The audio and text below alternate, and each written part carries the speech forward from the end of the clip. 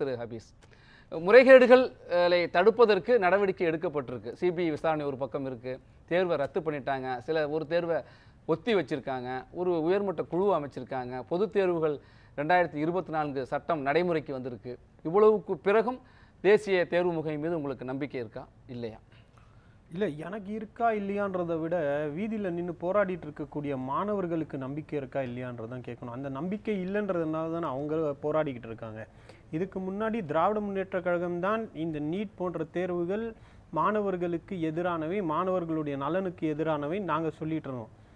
இன்னைக்கு அந்த மாணவர்கள் சொல்கிறாங்க, அவர்களுடைய குரலாக நாங்கள்லாம் இங்கே பிரதிபலிச்சுட்டு இருக்கோம். இந்த தேர்வு முறைகள் நீங்கள் வந்து நல்ல படிக்கக்கூடிய உண்மையான மாணவர்களுக்கு ஒரு பின்னடைவை ஏற்படுத்தி தருது அப்படின்றத தான் இன்றைக்கி நிரூபிச்சுட்டு இருக்கு. அப்போ எங்கள் நம்பிக்கையை விட அரசியல் கட்சிகளுடைய நம்பிக்கையை தாண்டி இன்றைக்கி மாணவர்களுடைய நம்பிக்கை ரொம்ப முக்கியம். நீங்கள் மாணவர் யாராவது கூப்பிட்டு வந்து வச்சுருந்தாலும் இந்த பேனலில் அவங்களுடைய பார்வை என்னன்றது இன்னும் கூடுதலாக தெரிஞ்சிருக்கும். இங்கே பிரச்சனை என்ன அப்படின்னா, திராவிட முன்னேற்ற கழகம் அறவே இந்த நுழைவுத் தேர்வுகள் அடித்தட்டு மக்களை வந்து இந்த சிஸ்டம்லேருந்து வெளியேற்றும் அப்படின்னு ஆழமாக நம்பக்கூடியது. அதுக்கு ஆதாரங்களும் இருக்குது. Systematic exclusion from the system இந்த என்ட்ரன்ஸ் எக்ஸாம் இதுதான் செஞ்சுருக்கு.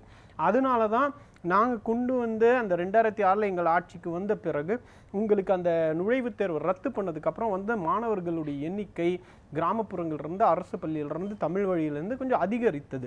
அது முழு 100% உண்மையா இல்லையான்றது வேற ஒரு விவாதத்தில் விவாதிக்கலாம். ஆனால் அதை விட பல ஆயிரம் மடங்கு கொடூரமான ஒரு முறையை கொண்டு வந்துட்டு ஏழைகளுக்கு சாதகமாக இருக்குது, எளியோருக்கு சாதகமாக இருக்குன்றத ஒரு பொய்ப்பித்தலாட்டத்தை இவங்க தொடர்ந்து பேசிட்டு இருந்தாங்க. இப்போ குறிப்பிட்ட இப்போ நடந்துக்கிட்டு இருக்கக்கூடிய அந்த கான்ட்ரவர்சியை நீங்கள் எடுத்துக்கோங்க.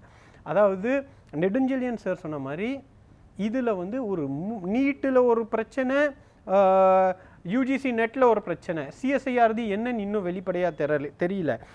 நீட்டை பொறுத்த வரையும் ஒன்று கிரேஸ் மார்க் கொடுத்ததில் பிரச்சனை, அடுத்தது பேப்பரை வந்து முன்னாடியே வெளியிட்டு குறிப்பிட்ட மாணவர்களுக்கு வந்ததுனால அதிகமாக. அப்போ இதில் 2 முக்கியமான விஷயங்களை நீங்கள் பார்க்க வேண்டியதாக இருக்குது. இந்த நெடுஞ்செழியன் சார் ஐயா சொன்ன மாதிரி இந்த 720, 718, 719ன்ற ஒரு குழப்பம் வரவில்லை என்றால் கிரேஸ் மார்க் கொடுக்கப்பட்டிருப்பதை என்டிஏ சொல்லியிருக்காது. நியாயமாக கிரேஸ் மார்க் கொடுத்துருக்கும் அப்படின்னு தன்னிலை விளக்கத்தை என்டிஏ கொடுத்துருக்கணும். தன்னிலை விளக்கத்தை என்டிஏ கொடுக்கவில்லை. இந்த மார்க் மார்க்கில் சந்தேகம் வந்த பிறகுதான் என்டிஏ விளக்கம் தருவதற்கு நிர்பந்தப்படுத்தப்பட்டுச்சு. அந்த நிர்பந்தம் ஏற்பட்ட பிறகுதான் ஆமாம்மா குறிப்பிட்ட சென்டரில் நாங்கள் கிரேஸ் மார்க் கொடுத்தோம் அப்படின்னு அது சொல்லும் போதே அவர்களுடைய நேர்மை என்னன்றது மாணவர்களுக்கு தெரிஞ்சிச்சு.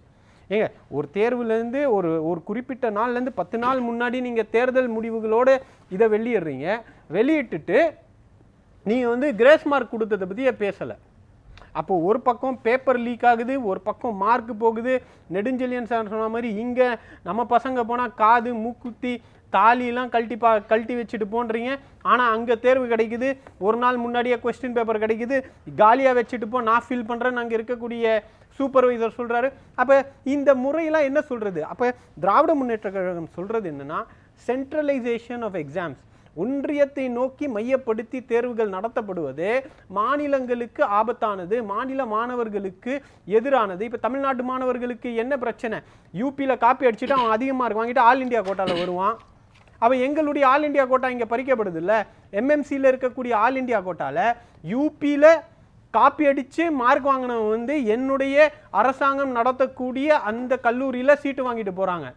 ஸ்டேட் வைஸ் எந்த இதுவுமே கொடுக்க மாட்டேன்றாங்க. அப்போ நெட்டில் இந்த டார்க் நெட்டில் போயிருக்கு சார். டிஜிட்டல் இந்தியான்லாம் பிரதமர் எல்லா பக்கமும் பேசுகிறாரு. உண்மையான டிஜிட்டல் இந்தியா என்னன்னா, கொஸ்டின் பேப்பர் லீக் பண்ணி டிஜிட்டலாக விற்றுருக்காங்க சார். டார்க் நெட்டில் டிஜிட்டலாக விற்றுருக்காங்க. அதனால தான் நெட் தேர்வு. அப்போ 9 லட்சம் பேர் எழுதுனா அந்த நெட் தேர்வு பேப்பர் லீக் காரணத்திற்காக நீங்கள் வந்து அந்த தேர்வை ரத்து பண்ணுறீங்க. ஆனால் 24 லட்சம் மாணவர்கள் எழுதின நீட் தேர்வில் கிரேஸ் மார்க் புகார் இருக்குது, லீக்கேஜ் புகார் இருக்குது. அது மட்டும் இல்லாமல் வழக்கத்துக்கு மாறாக எல்லாரும் மோடி அரசாங்கத்தில் பணவீக்கம் நடந்திருக்கிறத பற்றி பேசுகிறாங்க. ஆனால் மதிப்பெண் வீக்கம் நடந்திருக்கு நீட்டில், சரித்திரத்தில் இல்லாத மாதிரி. சரி, பேப்பர் ஏதாவது எளிமையாக இருந்துச்சா மார்க் அதிகமாக வர்றது? ஏன்னா நாங்களாம் தொடர்ந்து என்ட்ரன்ஸ் எக்ஸாம்லாம் எழுதுகிறப்போ என்ன ஆகுனா, ஒரு வருஷம் எல்லாருக்கும் கம்மியான மார்க் வரும். கேட்டால் நீ பேப்பர் டஃப்பாக இருந்துச்சுன்னுவாங்க.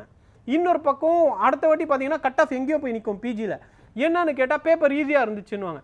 அப்படி இருந்துச்சா? பேப்பர் ஈஸியாக இருந்ததுனால கட் ஆஃப் அதிகமாச்சானா? கிடையவே கிடையாது. பேப்பர் வந்து வழக்கம் போல கடினமாக தான் இருந்துச்சு. அடுத்தது உடனே இவங்க சொல்லுவாங்க இந்த வாட்டி கூடுதல் மாணவர்கள் எழுதுனாங்க. 4 லட்சம் மாணவர்கள் கூடுதலாக எழுதுனா அந்த சதவீதத்தின் அடிப்படையில் முதல் மதிப்பெண் அது எடுத்தா பரவாயில்ல. அதாவது 20 லட்சம் பேர் எழுதும்போது 7 பேர் தான் 710க்கு மேலே எடுத்தான். ஆனால் 24 லட்சம் பேர் எழுதும்போது எந்த அளவுக்கு அதிகமா இருக்கு பாருங்க. 67 சந்தேகத்தை ஏற்படுத்தியிருக்கு.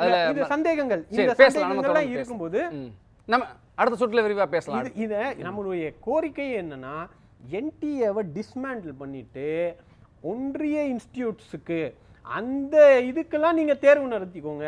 மாநிலங்கள் நடத்தக்கூடிய எல்லா கல்வி நிறுவனங்களுக்கும் அந்த மாநில அரசு ஒரு கொள்கை முடிவு எடுத்து எப்படி முடிவு செய்யணும்ன்றத அவங்க கையில விட்டுருங்க. அப்பதான் அந்த மாநிலத்தில் போட்டி சரியாக இருக்கும், நேர்மையாக இருக்கும், யாருடைய வாய்ப்பும் யாரும் பறிக்க முடியாது. அப்படி தமிழ் சமூகம் விஞ்ஞானத்துக்கு எதிராக நின்று இருக்கா? நாங்க தமிழை வந்து கலாச்சார அடிப்படையில பாதுகாக்கிறது வேற. ஆனா திராவிட இயக்கங்கள் தான் விஞ்ஞானத்தை கொண்டு வந்தது. இன்னைக்கு நீங்க என்ன பண்றீங்கன்னா சமஸ்கிருதமோ வேதகால மருத்துவத்தை சொல்லி கொடுத்து நவீன மருத்துவத்துக்கு எதிராக நிக்கிறீங்க. ஜோதிடம் சொல்லி கொடுக்குறீங்க. பாரம்பரிய மருத்துவத்தை படிக்கிறது தவறு இல்ல. பாரம்பரிய மருத்துவத்தை படிக்கிறது தவறு இல்ல. மருத்துவம்ன்றது வேறங்க. மருத்துவச்சி காலம் தமிழ் பாரம்பரியத்துக்கும் விஞ்ஞானத்துக்கும் நாங்க எதிராக என்னைக்கு நின்னு இருக்கோம்? தமிழ் ஆர்வலர்களோ திராவிட இயக்கம் இன்னைக்கு பிளாஸ்டிக் சர்ஜரி பண்ணத பத்தி